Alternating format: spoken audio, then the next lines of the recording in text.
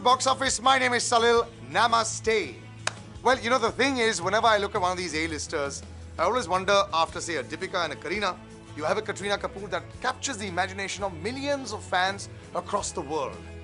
Whenever you have controversy about her life, there's a lot more charcha as well. And when Salman Khan is seen with her in the last 3 weeks, 4 times, there's more controversy. It all helps to help this film get more buzz. We're talking about Fitoor. Fitoor was based on Great Expectations. The entire script from the day they started off was an official adaptation of that film. Everyone's read it. Everyone has their own idea of what it should be like. So The Pride and Prejudice and Great Expectations, 2 novels that as children we always read whenever you want to become proficient in English.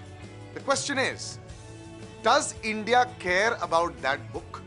B, has any Indian who hasn't studied in an English medium school, which is the large portion of this country, do they care about Great Expectations? No. So let's start with the premise that they don't know what this film is all about. So they walk in because it's an Aditya Roy Kapoor film, it's an Abhishek Kapoor directed film who's made Kai Po Che and Rock On, and there's Katrina Kaif in it. That's all they come to this film for. And of course they know there's this powerhouse performer, Tabu. They walk in and they see, wow, Kashmir, fantastic locations, and in the first 5 minutes, Ajay Devgan comes in. Yes, there's a cameo by Ajay Devgan.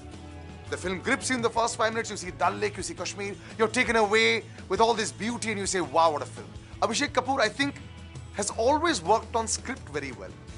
But here, I think he understood that the script was a little bit loose. And the performances of the actors, if they raised it a notch too high, wouldn't probably work. So subtlety was required. And for that, you've got to give him 100 marks. Unbelievable chemistry between these two. I know a lot of people doubt the fact that Katrina Kaif probably can't exude that kind of chemistry. She looks pretty, but she's a porcelain doll. But no, over here, the subtleties in the expressions with the eyes, with the face, with a half wink when she's dancing, incredibly cute. And I say it again, if Hrithik Roshan looks like a Greek god, he looks like a god who can't be a real person.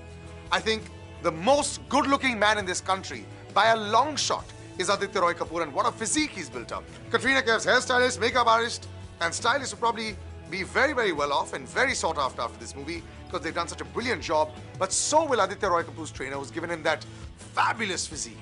But the two of them are like magic together. Aditya Roy Kapoor doesn't talk too much, but his smile, his sadness and his small town role that he's doing is brilliant. It's about this lady when the film starts off. Tabu lives in this mansion. She's got a very sad story about her. And about this young boy, Noor, who goes to meet Firdaus.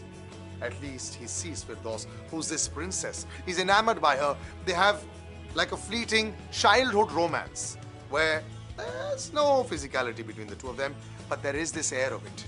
And then Tabu says, remember who you are, remember who she is. Work towards it, then you might become her. And that's how this lovely journey starts off. He's a painter, he's a sculptor, he's an artist, and he becomes really big. There's Lara Datta in a bit of a cameo. Sweet of her to have done that. I'm sure she's not looking too much into it, but lots of cameos in there. Aditi Rao Hydari also having a cameo. They add a little bit here and there to the script, but on the whole, it is about the chemistry between the two of them. The first half is picturesque. Every frame is like a painting. What Sanjay Leela Bhansali could not do with Guzarish, here Abhishek Kapoor has done with Fitoor. The problem is the second half, it's a little dragged. It's a little, well, nothing in there as such. But still, I felt it was rather beautiful. It ends with the angst of a man reaching a point where he can't take no more.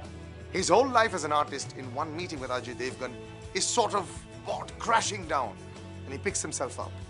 Therein, you see the Great Expectations references.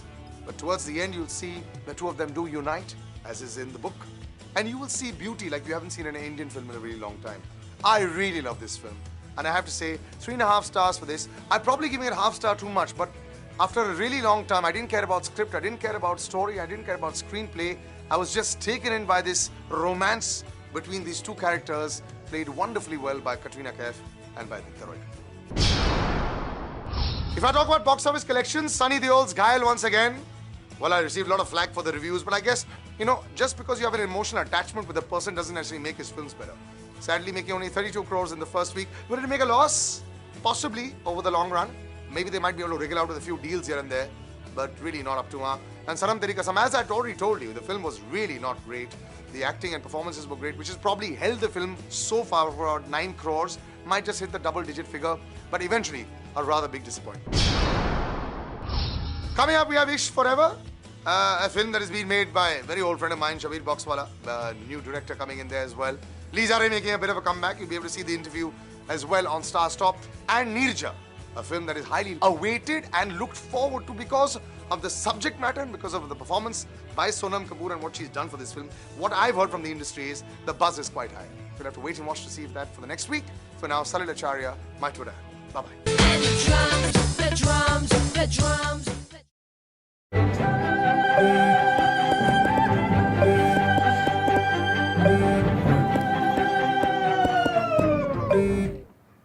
Passwords remembered for you. There's no place like Chrome.